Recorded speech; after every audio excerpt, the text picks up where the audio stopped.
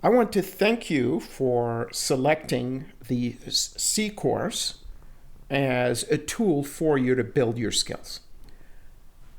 And you will find that the topics we're covering are fundamental to programming. So they do apply not only to C, but they will also apply to C++, Java, and Python, and many other languages.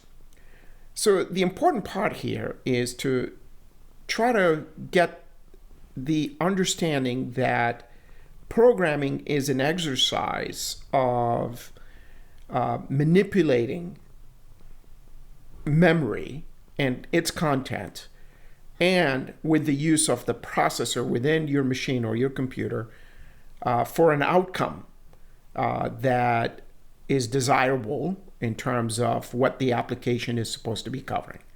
So that is the waltz, that is the dance that you are trying to compose when you're writing code. So a little bit of understanding of how a computer responds to your instruction can be helpful, but luckily programming languages abstract a lot of the inner working of a computer.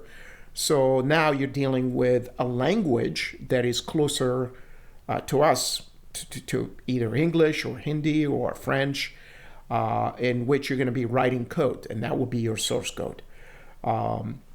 Then you're going to go through the process of changing your source code into machine code. Okay, so there is what we call a compiler and linker device that you will be using to translate that back into machine language. And again, it's a push of a button, so nothing to worry about and how it's done. You will see it in our videos. Every time we write code, then we will be compiling it into something the computer will understand and can complete it. So typically what you will find is we'll end up with two files. One, since this is a programming in C language, you will have a file with a .c extension, so that will be your source code. When you open it, it will be in plain English. Well, not really, but it will be in the language of C, but it uses the English language to express the lines of code that are in there. Then you will have a second file should your source code have compiled properly. As a result, you will have that second file, which will have a .exe extension. Now, that .exe is your application. It is what you would distribute to people and say, okay, here's the running program. And then you can keep the source code to yourself to upgrade it or update it and then create other .exe files from it. So the distribution will be done through the application, through the .exe file. So pay attention to how your files are created as you go through this course. So what are you going to learn in this course? You're going to learn a lot of things, okay? First, how memory is used to create space for variables you're going to be using throughout the program. Then you're going to learn how to process them. And then you're going to learn how to populate these variables with values, either through the keyboards or either at compile time, which means in the code itself, you may have some values you store in there. And how about display? Well, for this course, we will display to the screen. Nothing should stop you in the future to control robot arms, motors, or other devices. Okay, so the output or the input could be other than just keyboard and the screen.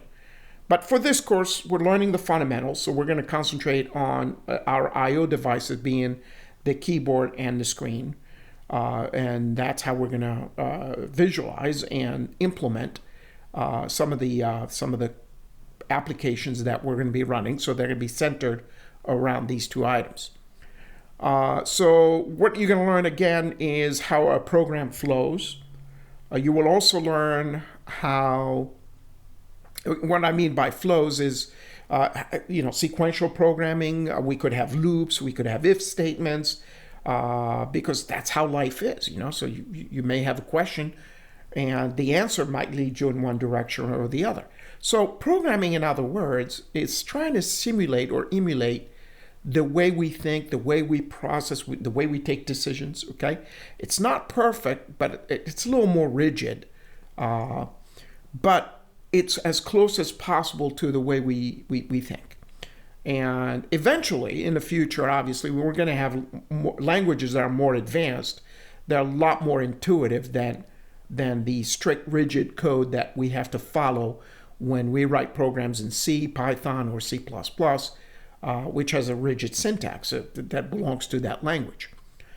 So again, you will also learn in this course, transition you from novice to advanced students.